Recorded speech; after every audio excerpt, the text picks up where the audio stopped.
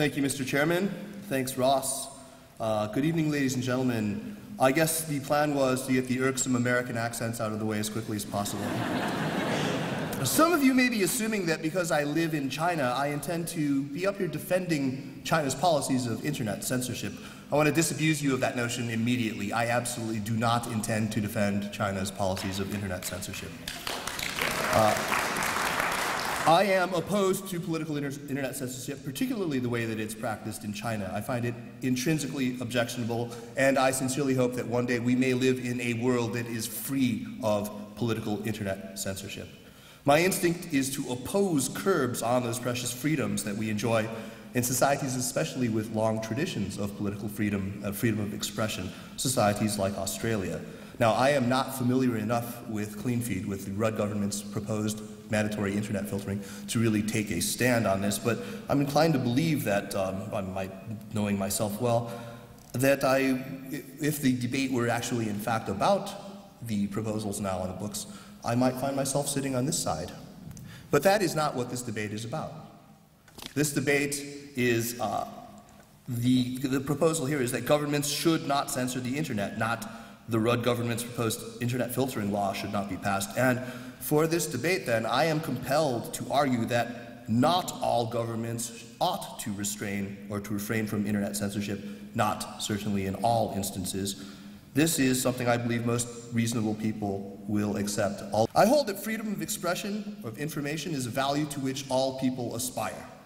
It's a desired end state, but the realities of history, the diverse historical experiences that all these peoples on Earth have had, it's handed people a very different set of values. It's constrained the way that we can move toward that end state without at least tearing the fabric of society. I accept, then, as anyone with any knowledge of history really certainly must, that we live in a world with widely disparate economic realities, habits of mind, political cultures, all rooted in history. History has conditioned the way that societies set their priorities, the roles that governments play. My position is, then, that internet censorship is an evil, but a necessary evil. And I hope that I'm able to convince you of that here this evening. The reality is that, in spite of what Ross Jeunesse just tried to tell you, these optical cables cross borders. The servers and the routers live in sovereign territory. Nation-states are not all the same, and nor will the laws that they create around the internet be the same. We cannot expect naively that they all will be. We must not think of the internet as something that simply sits above all the petty frays of nation-states. That's not reality. I think it can be reasonably argued that in countries with no tradition whatsoever of pluralistic politics, no tradition of civil society or of a public sphere, no historical experience of political participation at the popular level, any kind of a sudden thrust toward Western political norms like democracy and freedom of speech can yield truly catastrophic results, turning people against these noble ideas. We really need look no further than Afghanistan or Iran to see instances in which the perceived foisting of such values on people has resulted in something I think we would all agree is less than a perfect democratic idea. People cannot be changed overnight. These political cultures have inertia. They possess real inertia. The ideas that I so cherish that are enshrined in the Bill of Rights, they were themselves the expression of a political philosophy with very deep historical roots. They're the fruit of the European Enlightenment. They trace a lineage, a very long lineage, from political ideas that were gestating in England from the time of the Magna Carta, traditions of Anglo jurisprudence with equally deep roots, of ideas that were very radical for their time, the ideas that animated the Protestant Reformation, of the rekindling of interest in classical antiquity that animated the Renaissance, and of course of the very classical ideas of Athens itself.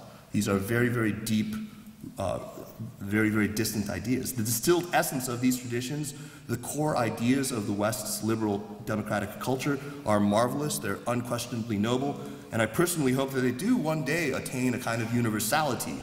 But we must not forget that they are the product of a unique, exceptional historical experience. Time, technology, and size all really do matter.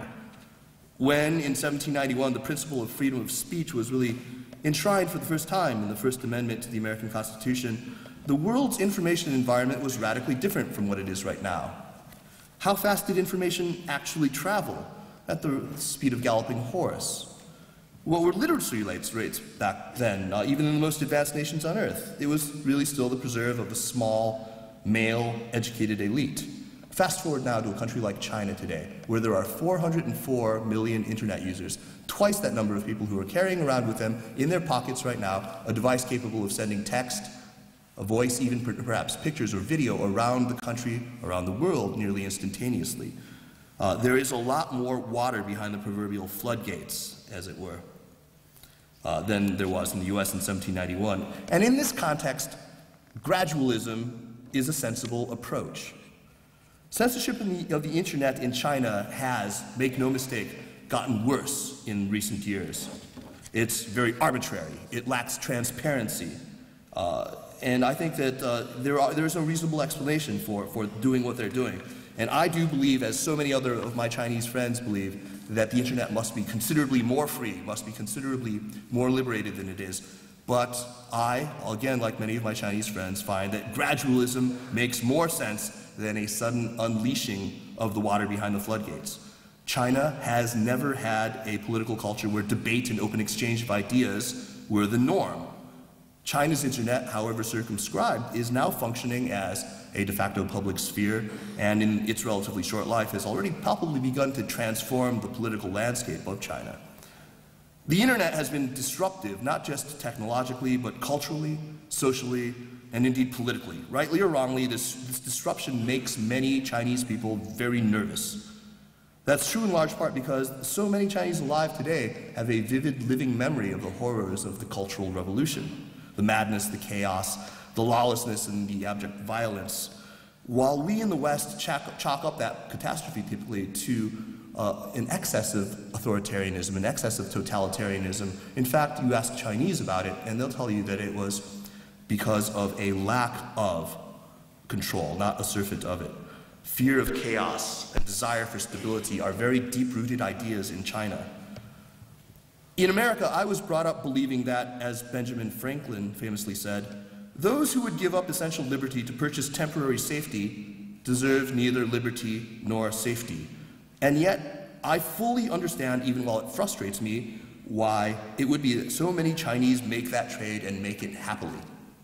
I understand why they would prioritize basic dignity, and the historically unprecedented economic and personal liberties that they now enjoy over the higher order political liberties, these things that most people believe are to be had by the more developed countries. These are higher order liberties. China isn't the only country where the value of free speech online, even political speech, must be sometimes subordinated to realities. India's internet censorship is a much less well-known case than China's, and certainly far less onerous, but as a democracy with an essentially free press, India is an example that probably makes the case for the necessity of internet censorship more clear. Google famously pulled its internet search business out of China, in part because it could no longer stomach China's increasingly stringent censorship demands, but Google routinely bows to pressure from New Delhi when it comes to India. Its social network, Orkut, which is very popular in India, is routinely censored by Google. Much of this speech is political, but it's genuinely innocuous by American or Australian standards, and yet Google routinely censors it. Google's deputy legal counsel, Nicole Wong, told the Wall Street Journal, "In those gray areas, it is really hard.